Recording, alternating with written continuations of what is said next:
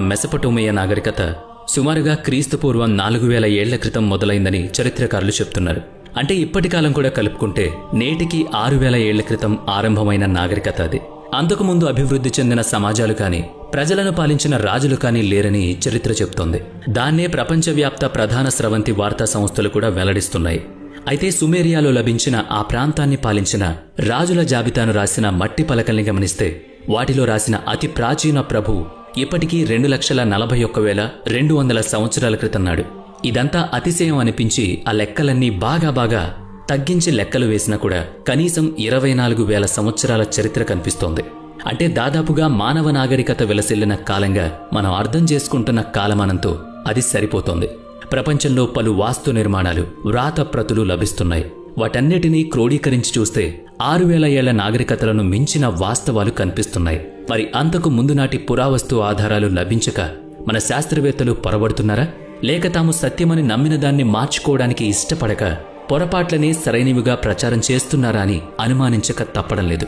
కొత్తగా లభిస్తున్న ఆధారాలను నిర్లక్ష్యం చేయడం ద్వారా పురాతన మానవ ఇతిహాసాన్ని కప్పిపుచ్చుతున్నారని భావించాల్సి వస్తోంది.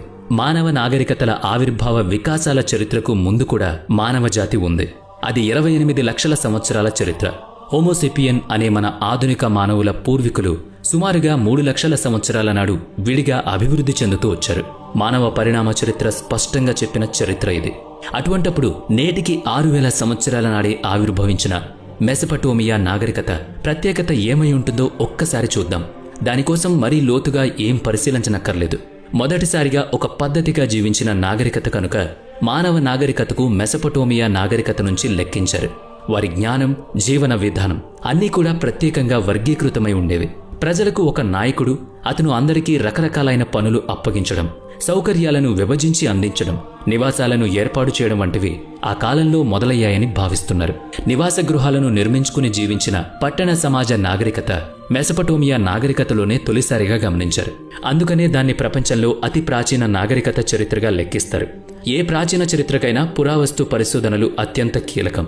సదరు పరిశోధనల్లో బయటపడిన పురాతన ఆనవాళ్లు చరిత్రను పునర్లిఖించాల్సిన ఆవశ్యకతను నొక్కి వక్కాణిస్తున్నాయి. పాకిస్తాన్లోని మెహర్ఘడ్ ప్రాంతంలో జరిపిన తవ్వకాల్లో దొరికిన వస్తువుల రేడియో కార్బన్ డేటింగ్ చేయగా కొన్ని సుమారుగా క్రీస్తుపూర్వం 2,600 సంవత్సరాల క్రితం నాటివిగాను, మరికొన్ని క్రీస్తుపూర్వం 7,000 సంవత్సరాల క్రితం నాటివిగాను లెక్కతేలాయి. అంటే ఇప్పటి కాలాన్ని కూడా కలుపుకుంటే 9,000 ఏళ్ల నాటివన్నమాట. అంటే అవి మెసపటోమియా నాగరికత కంటే 3,000 ఏళ్ల ముందుటివి. ఒక విధంగా అవి సింధు నాగరికత కాలానివి కూడా కావచ్చు. పాకిస్తాన్లోని మెహర్గఢ్ నుంచి 3,751 కిలోమీటర్ల దూరంలోని టర్కీలోని గోబెక్లీ టేపే ప్రాంతాన్ని కూడా మనం పరిశీలించి తీరాలి. 1965వ దశకంలో షికాగో విశ్వవిద్యాలయం, ఇస్తాంబుల్ విశ్వవిద్యాలయం సంయుక్తంగా గోబెక్లీ టేపే ప్రాంతంలో అన్వేషణ జరిపాయి. వారికి అక్కడ పర్వతాగ్రంపై సున్నపురాయి అవశేషాలు కొన్ని అగుపడ్డాయి. అది మధ్యయుగాల నాటి శిథిల శ్మశానమని వాళ్ళు గమనించారు. అయితే అది యాదృచ్ఛికం కాదని, పనిగట్టుకుని శ్మశాన భూమిగా నిర్మించారని 1995లో తవ్విన తర్వాత గుర్తించడం మొదలైంది. అంత ఎత్తులో ఆ ప్రదేశంలోని భూభాగాన్ని తవ్వగా నిడుపైన రాళ్లను వర్తులాకారంలో పేర్చిన నిర్మాణం బయటపడింది. ఆ నిర్మాణాలపై చెక్కిన ఆకృతులను చూడగా ఆనాటి ప్రజలు ఏదో మానవాతీత శక్తిని కొలవడానికి లేదా ఆ శక్తికి తమకు తోచింది అర్పించడానికి నిర్మించుకున్న ప్రార్థనాలయంగా అనిపించింది. ఆ ప్రాంతంలో నివాస గృహ సంబంధ శిథిలాలు, ఇంటి సామాగ్రి వంటివి ఏవీ లేకపోవడం గమనార్హం. అంటే ప్రార్థనలు జరపడం, అర్చనలు వంటివి చేయడం కోసమే ప్రత్యేకించిన స్థలంగా కనిపించింది. అంటే అది ఇల్లు కాదు, నగరమూ కాదు, ఏదో పెద్ద ఆలయం అయి ఉండాలి. అనగా అది వ్యవస్థీకృత నాగరికత విలసిల్లిన కాలమని నిర్ధారణ జరుగుతోంది. ఆ తర్వాత ఆ చుట్టుపక్కల సేకరించిన మట్టి, తదుపరి వస్తువుల కార్బన్ డేటింగ్ ని పరిశీలించగా అదంతా క్రీస్తుపూర్వం 9,000 సంవత్సరాల కాలానికి దగ్గరగా ఉన్నట్టు ఫలితం వచ్చింది. అంటే మెసపటోమియా నాగరికత కంటే ప్రాచీనం. టర్కీలోని ఆ గోబెక్లీ టేపే ప్రాంతాన్ని పరిశోధిస్తున్న పురాతత్వవేత్తల అభిప్రాయం ప్రకారం సదరు ప్రాంతంలోని మందిరం కాలాంతరంలో మట్టిలో కూరుకుపోలేదని, ఒక్కొక్క సమయంలో ఒక్కొక్కరు ఆ మందిరం పైన వర్తులాకారంలో చట్రాలను అమరుస్తూ వెళ్లారని, తద్వారా ప్రకృతి విపత్తుల వినాశనానికి గురి కాకుండా జాగ్రత్త పడ్డారని తెలుస్తోంది. అంటే భావితరాలకు కూడా తమ విజ్ఞానాన్ని అందించే ప్రయత్నం చేశారు. టర్కీలోనే ఉన్న కాటాల్ హుయూక్ ప్రాంతంలో భారీ మానవ సమాజాలు సామూహికంగా నివసించిన ఆనవాళ్లు లభించాయి. కార్బన్ డేటింగ్లో ఆ ప్రాంతం వయస్సు క్రీస్తుపూర్వం 7,500 ఏళ్లుగా ఉంటుందని తేలింది. మొత్తానికి అది కూడా మెసపటోమియా నాగరికత కంటే ప్రాచీనం. వారు దేవుణ్ణి పూజించేవాళ్లు, ఇళ్లు కట్టుకుని జీవించేవాళ్లు, సామూహికంగా నివసించేవాళ్లు. అంటే సామాజిక వాతావరణం ఉందని అర్థమవుతుంది. అంటే వారికి సొంతమైన ఓ నాగరికతను ఏర్పాటు చేసుకున్నారని తెలుస్తోంది. ఇంతగా వర్గీకృతమైన జీవన విధానాన్ని నాగరికత అని కదా పిలుస్తారు. ఏమంటారు, అవునా కదా? అబ్బే, అదేం కాదు. ఒక నాయకుడు కేంద్రంగా ఉండి అతని అదుపాజ్ఞంలో జీవిస్తున్న ప్రజలున్న సమాజమే నాగరికత కలిగిన సమాజం అనే భావనని సిద్ధాంతీకరించినట్లయితే ఆ భావమే వట్టి భ్రమ అని చెప్పక తప్పదు. ప్రజలందరూ కలివిడిగా ఉండడం, పరస్పర అవసరాలు తీర్చుకోవడం, తమకు తెలిసిన సాంకేతికతతో పనిముట్లు సామాగ్రిని తయారు చేసుకోవడం, ఇళ్ళు వాకిళ్లు కట్టుకోవడం, తమకంటే మించిన శక్తి ఏదో ఉందని భావిస్తూ దాన్ని ఆరాధించడం, అందుకు తగిన చిహ్నాలను ఆ కట్టడాలపై చెక్కడం, వాటిని శిథిలం కాకుండా సంరక్షించుకునే పద్ధతుల్ని సైతం ఉపయోగించడం, ఇలాంటివన్నీ కూడా నాగరికత లక్షణాలు కాకుండా పోతాయా? మీరే చెప్పండి. ఏవో కొన్ని ప్రామాణికాలను ఏర్పాటు చేసుకుని వాటి ద్వారానే భూత వర్తమాన భవిష్యత్తు కాలాన్ని గణించడం కుదరదు. కొత్త సంగతులు బయటపడ్డప్పుడు కొలత ప్రమాణాలను సరిచేసుకోక తప్పదు. మీరు స్టోన్ హెంజ్ ప్రాంతం గురించి వినే ఉంటారు. దక్షిణ ఇంగ్లాండ్ ప్రాంతంలోని ప్రాచీన మెగాలిథిక్ కాలానికి చెందిన స్మారక నిర్మాణంగా అది ప్రపంచ వైజ్ఞానికుల్ని ఇప్పటికీ ఆకర్షిస్తూనే ఉంది. ఆ నిలువెత్తు రాళ్ల అమరిక, ఆ అమరికలోని పరమార్థం మనకు పూర్తిగా అర్థం కాలేదని అనుకుందాం. అయినా కూడా ఆ నిర్మాణం వయసు సుమారుగా క్రీస్తుపూర్వం 3100 సంవత్సరాలుగా నిర్ధారించారు. మరి ఏ ప్రయోగం కోసం, ఏ కార్యక్రమం కోసం, ఏ చర్యను పూర్తి చేయడం కోసం వాటిని అక్కడ ఆ తీరులో నిలబెట్టారో మనకు తెలియదు. మరి అంతకంటే పురాతనమైన టర్కీలోని ఆ గోబెక్లిపెటే ప్రాంతంలోని పర్వతంపైనున్న మందిరం మరింత సంక్లిష్టంగా ఉంది కదా. అంటే ఆనాటి వారి నాగరికతలు విస్మరించదగినవి ఎలా అవుతాయి చెప్పండి? లేదు, వాటి ప్రాచీనతను గమనించమని చెప్పడం కోసమే ఆ ధ్వని. అలా అస్సలు కాదు. వాటి ప్రాచీనతను గమనించమని చెప్పడం కోసమే ఆ ధ్వని, అంతే. సరి ఏంటంటే తామే అధికులమనే భావన చరిత్రను కూడా తమకనుకూలంగా రచించుకునేలా చేస్తుందనేది సాధారణం. అయినా సరే ప్రపంచంలో ఏదైనా సాధించాలంటే మనల్ని మనం అమ్ముకోగలగాలి. వినడానికి కాస్త చేదుగా అనిపిస్తుందా? సరే, మనల్ని మనమే ప్రచారం చేసుకోవాలి. ఇది ఓకే కదా. మనిషిలో రిజిడిటీ అనే లక్షణం ఉంటుంది. జడత్వం, బిగుసుకుపోవడం, చలనం లేకపోవడం, ఏ పేరైనా పెట్టుకోండి. సెల్ఫ్ మోటివేషన్ చేసుకోవడాన్ని అమర్యాదగా భావించే తత్వం ఉంటుంది మనిషిలో. ఖగోళ భౌతిక శాస్త్రంలో సరికొత్త విషయాలు కనిపెట్టబడగానే మొత్తం శాస్త్ర ప్రపంచం హర్షాతిరేకంతో ఎగిరి గంతేస్తుంది. అదే పురాతత్వ పరిశోధనల్లో అప్పటికే రూఢిగా నమ్ముతున్న విషయాన్ని వమ్ము చేసే ఆధారాలు వెలుగు చూస్తే మటుకు సదరు పరిశోధనల్ని దశాబ్దాలు, శతాబ్దాల పాటు కన్నెత్తి చూడరు. కొంతకాలానికి వాటి గురించి మర్చిపోతారు. తర్వాతి తరం పరిశోధకులకు అరకొర సమాచారమే అందుబాటులో మిగులుస్తారు. అదొక తరహా జాడ్యం. ఉత్సాహవంతులు ఉన్నప్పటికీ ఆర్థిక, మానవ వనరులు కూడా అందుబాటులో ఉండాలి కదా. అవన్నీ నిలిచిపోతాయి. సాధారణ జనాభాకు తమ ప్రాంతంలోని ప్రసిద్ధి చెందిన విషయాలు కూడా తెలియకుండా పోయేంత మబ్బు కమ్మేస్తుంది. ఇలా వివరించడంలో ఖచ్చితత్వాన్ని వెలుగులోకి తీసుకురావాల్సిందే అని బలంగా కోరడమే ఉంది తప్ప ఎలాంటి పక్షపాతం, దురాభిమానం లేనేలేవు. విస్తృత చరిత్రలు ఎన్నో కాలగర్భంలో కలిసిపోయాయి. సరే, దాన్ని మార్చడం కుదరదు. కాలగర్భంలో కలిసిపోవడం మూలంగా అవి విస్మృత చరిత్రలయ్యాయి. అయితే కాలంలో వెనక్కిపోలేం. కానీ భూమి పొరల్ని శాస్త్రీయంగా తొలగిస్తూ పరిశోధనలు చేయగలం కదా. లేకుంటే ప్రాచీన విజ్ఞానం ఏనాటికి మరుగున పడిపోయి ఉంటుంది. గతమంతా పనికిరానిది కాదు, నవీనత అంతా శ్రేష్టమైంది కాదు. కాబట్టి ఈనాటికి మనం విశ్లేషించుకోలేకపోతున్న ప్రాచీన విజ్ఞానం ఎంతో ఉంది. పిరమిడ్లు, స్టోన్ హెంజ్, కిలిమంజరో, సింధు ప్రాంత నగర నాగరికత వంటివి ఎన్నో భూగర్భాల్లో మట్టి పొరల్లో నిక్షిప్తమై ఉన్నాయి.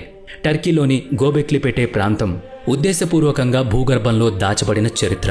అనగా కాలాంతరంలో అది బయటపడినప్పుడు భావితరాల వాళ్లు ఆనాటి విజ్ఞానాన్ని గ్రహించుకోగలగడానికి వీలుగా భద్రం చేస్తారన్నమాట. ఇండోనేషియాలోని గునుంగ్ పడంగ్ పిరమిడ్ 20,000 ఏళ్ల క్రితం మానవ నిర్మిత అద్భుత కట్టడమే అని పురాతత్వ శాస్త్రజ్ఞులు వెల్లడించారు. మరి ప్రాచీన నాగరికతను గుప్తంగా వదిలేయడమో, తుడిచిపెట్టేయడమో, ఇలాంటివి చేయడం వెనుక మర్మమేంటి? శాస్త్రీయ పరిశోధనలు, పురాతత్వ పరిశోధనలు, పురాణేతిహాసాలు ఏవైనా కూడా కాలం గడిచే కొద్దీ మరుగున పడిపోవడానికి బలమైన కారణం మనిషా, ప్రకృత? తెలుసుకుందాం. వరదలు, మరో మాటలో చెప్పాలంటే జల ప్రళయం. అవును, ఇదే నాగరికతలను మాయం చేసిన ప్రధాన కారణమని విశ్లేషకులు భావిస్తున్నారు. సుమేరియన్ రాజుల నామఫలకాలు దొరికాయని చెప్పుకున్నాం కదా. వాటిపై వారి ప్రాచీన రాజు పేరు ఆ ప్రాంతాన్ని ముంచెత్తిన వరదల కంటే ముందు పాలించిన వ్యక్తిది. వరదల్లో సమస్తం కొట్టుకుపోయింది. తర్వాత వారి నాగరికత మళ్లీ మొదలైంది. ఆ పలకాలపై రాస్తున్న తొలి రాజు పాలన కాలంలో భారీ వర్షం కురిసిందని, అది క్రీస్తుపూర్వం 43,200 నుంచి క్రీస్తుపూర్వం 28,800 సంవత్సరాల మధ్యకాలంలో కురిసిందని రాసుంది. అంటే ఆనాటి రాజులు సుదీర్ఘంగా రాజ్య పాలన చేసేవారని అర్థం చేసుకోవాలి. 100 ఏళ్ల పాటు బ్రతకడమే గగనమైన ఈ కాలంతో పోలిస్తే అంతకాలం జీవించడం అనేది మానవుడికి సాధ్యమని ఊహించడం కూడా బాలేదు. సరే, అయితే ఆనాటి పరిమితమైన వరదల తర్వాత పాలించిన రాజుల పరిపాలనా కాలాలు మాత్రం అంత సుదీర్ఘంగా అయితే లేవు. సుమేరియన్ పలకల మీద రాసిన మరో వివరంలో స్వర్గం నుంచి భూమికి దిగి వచ్చిన రాజు ఎరుడు అనే ప్రాచీన సుమేరియన్ పట్టణం చేరుకున్నాడని రాసుంది. అక్కడ స్వర్గం అంటే భూమికి ఆవల ఉన్న అంతరిక్షమని అర్థం. పాశ్చాత్యుల ఒలంపస్ నగరం, భారతీయ సనాతన ధర్మంలోని వైకుంఠం ఆనాటి రచనల ప్రకారం స్వర్గవాసాలే. అవన్నీ భూమికి అవతలి ప్రాంతాలే. పోని ఆ ప్రాచీన నాగరికత కాలంలో చిరకాలం జీవించగలిగే ప్రజ్ఞ లేదా శాస్త్రీయ విధానం ఏదైనా ఉందేమో అని కూడా ఒక ఆలోచన ఉంది. వారు తిరిగి వెళ్లిపోయాక వరదలు పోటెత్తి వారి ఆనవాళ్లు తుడిచిపెట్టుకుపోయి ఉండాలి. ఇప్పుడు మన దేశంలో ద్వారక నగరం పడమట సముద్రం అంటే అరేబియా సముద్రంలో మునిగిపోయింది కదా, అలా అన్నమాట. సమాధానం ఊహించడమే తప్ప నిక్కమైన ఆధారం కావాలి అంటే ఏం చేయాలి అది కూడా చెప్పుకున్నాక ఈ వీడియోని ముగిద్దాం. అలాగని అదేం పుక్కెట పురాణం కాదు. ప్రాచీన కాలంలో అలా జల ప్రళయం వచ్చిందనడానికి అదొక్కటే ఆధారం కాదు. మీరు గాని భూగోళం చరిత్ర చదివుంటే భూమి మీద మంచు యుగాలు కొన్ని వచ్చి వెళ్లాయని తెలుసుకునే ఉంటారు. భారీగా మంచు కరిగి సుదీర్ఘ కాలం పాటు వరదలు వస్తూనే ఉంటాయి. అవన్నీ ఉపశమించాక జీవం తిరిగి అభివృద్ధి చెందుతుందనేది సైన్స్. భారతీయ సనాతన ధార్మిక వివరాల ప్రకారం 4 యుగాల కాల ప్రమాణం గడిచాక ప్రళయం సంభవించి అది తగ్గుముఖం పట్టాక 4 యుగాలు మరలా ఒకదాని తర్వాత ఒకటి పునరావృతం అవుతాయి. కృతయుగం నుంచి కలియుగం వరకు 4 పూర్తయి తిరిగి కృతయుగం మొదలవుతుంది. ప్రతి యుగంలోనూ పూర్వపు సాంకేతికత మొత్తం నశించి అధర్మం అంతమొందించబడ్డాక మిగిలిన సత్ప్రవర్తన కలిగిన వారితో సృష్టి పునఃప్రారంభించబడుతుంది. ధార్మిక విశ్వాసాలు తిరిగి ఊపిరి పోసుకుంటాయి. మంచితనం, మానవత్వం, ధర్మబద్ధ జీవనం తిరిగి వస్తాయి. అలా 4 యుగాల కాల ప్రమాణాన్ని కల్పం అని పిలిచారు. ఒక్కో కల్పంలో 14 మన్వంతరాలు గడుస్తాయని, ఒక్కో మన్వంతరంలో 74 చతుర్యాగాలు ఆవృతం అవుతాయని, అవి మొత్తం 994 చతుర్యుగాలని వేదాల్లో చెప్పబడింది. మరి ప్రతి 2 మన్వంతరాల నడుమ సంధికాలం ఒకటి ఉంటుంది. ప్రస్తుతం మనం 7వ మన్వంతరమైన వైవస్వత మన్వంతరంలో 28వ కలియుగంలో ఉన్నాం. ఇది సమాప్తమయ్యాక వైవస్వత మన్వంతరంలోనే 19వ కృతయుగం ప్రారంభమవుతుంది. అంటే ప్రస్తుత కలియుగం 4,32,000 సంవత్సరాల కాల వ్యవధి కలిగి ఉంది. మానవ జాతి ఆనాటి వరకు ఉంటుంది. ఇదంతా భారతీయ సనాతన ధార్మిక విజ్ఞానం. ఇప్పుడు నమ్మకం, అపనమ్మకాల విషయాలను పక్కకు పెట్టండి. భౌతిక పరిశోధనల వైపు చూడండి. పురాతత్వ పరిశోధనల్లో మనకు బయటపడుతున్న అనేక విషయాలను పరికల్పన చేయండి. దొరికిన అంశాలన్నిటినీ ఆనాటి రచనలతో సహా సరిపోల్చి చూడండి. భూమి మీద వేర్వేరు ప్రాంతాల్లో వేర్వేరు కాలాల్లో పరిడవిల్లిన విభిన్న నాగరికతల చారిత్రక అంశాలను ప్రస్తుత పురాతత్వ పరిశోధనల్లో వెల్లడైన అంశాలతో గుదిగుచ్చి చూస్తే ఆ అన్ని ప్రాంతాల పౌరాణిక అంశాల ప్రామాణికాలతో అవి జత కుదురుతున్నాయి. అయినా కానీ చరిత్రకారులు శాస్త్రీయత అనే చట్రంలోంచి మాత్రమే ప్రాచీన ఇతిహాసాలను బేరీజు వేసి చూడ్డానికి ఇష్టపడుతున్నారు. తమ జడత్వాన్ని వదిలించుకోవడానికి మాత్రం సుముఖంగా లేరు. అందుకు సాక్ష్యం ఇదిగో ఇదే. మెసపటోమియా నాగరికతయే మానవ నాగరికత ఇతిహాసానికి తొలి కేంద్రంగా భావించి తత్పూర్వానికి ఆలోచించడానికే వీల్లేకుండా తమ మనసులను మూసేసుకుంటున్నారు. మరి మన ఈ చర్చలో శాస్త్రీయత, భౌతిక ఆధారాలు ఉంటూనే మానవ ప్రాచీన నాగరికతల నాటి ధార్మిక విశ్వాసాల్ని కేవలం పుక్కిటి పురాణాలుగా తీసిపారేయడం సరైందేనా? వాటిలోని సైన్స్ అంటే విజ్ఞానం కూడా ఒట్టి కల్పిత కథలేనా అన్నదానిపై మనం పునరాలోచించుకోవాలని మీకు అనిపిస్తే ఎందుకన్నది చెప్పే ప్రయత్నం కూడా చేయండి. కాదనిపిస్తే అందుకు హేతు